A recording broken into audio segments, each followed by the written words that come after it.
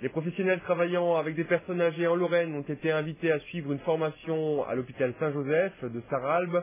Grâce au simulateur de vieillesse, les cadres soignants ont pu se mettre dans la peau de leurs patients et prendre conscience du mal dont ils souffrent. Un reportage de Delphine Bach. Monter des marches, ouvrir une porte, s'asseoir, avec l'âge, ces mouvements se compliquent.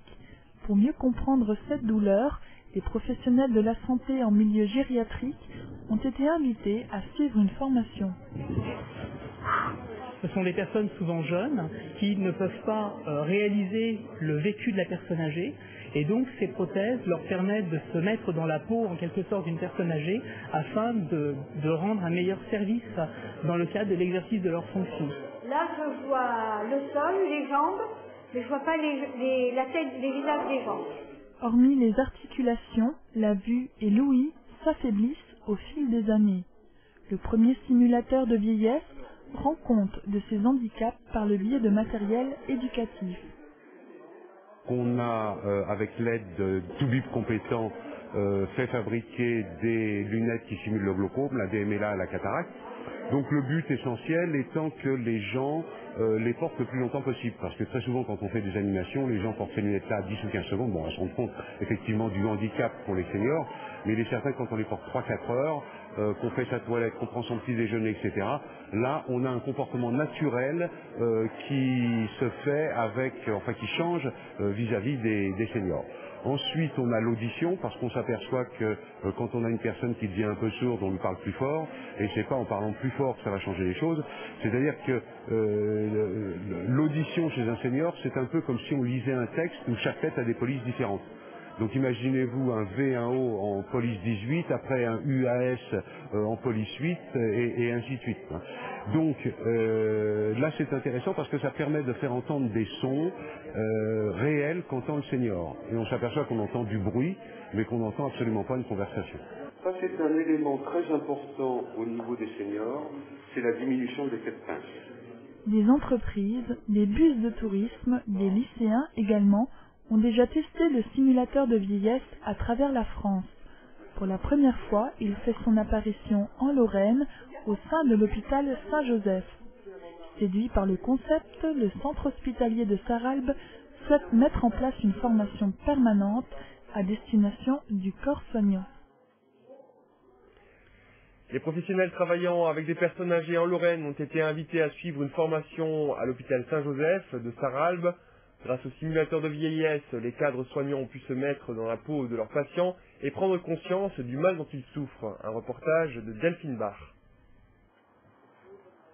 Monter des marches, ouvrir une porte, s'asseoir, avec l'âge, ces mouvements se compliquent.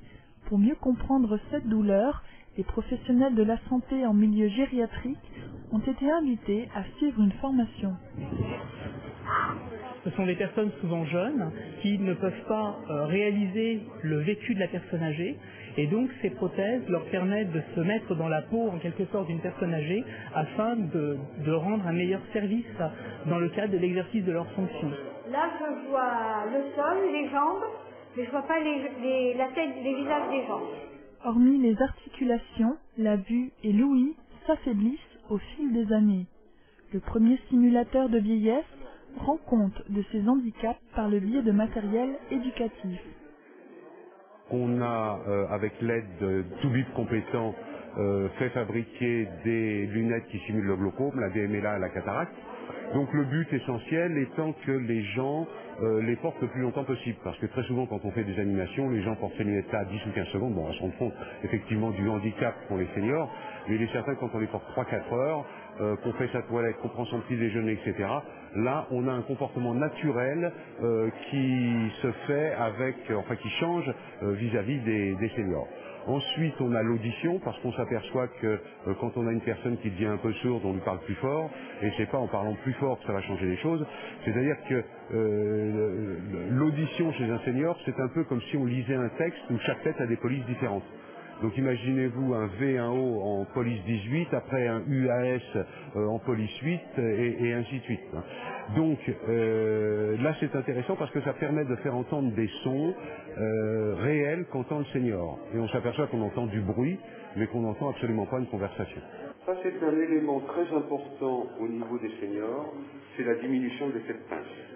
Des entreprises, des bus de tourisme, des lycéens également ont déjà testé le simulateur de vieillesse à travers la France. Pour la première fois, il fait son apparition en Lorraine, au sein de l'hôpital Saint-Joseph.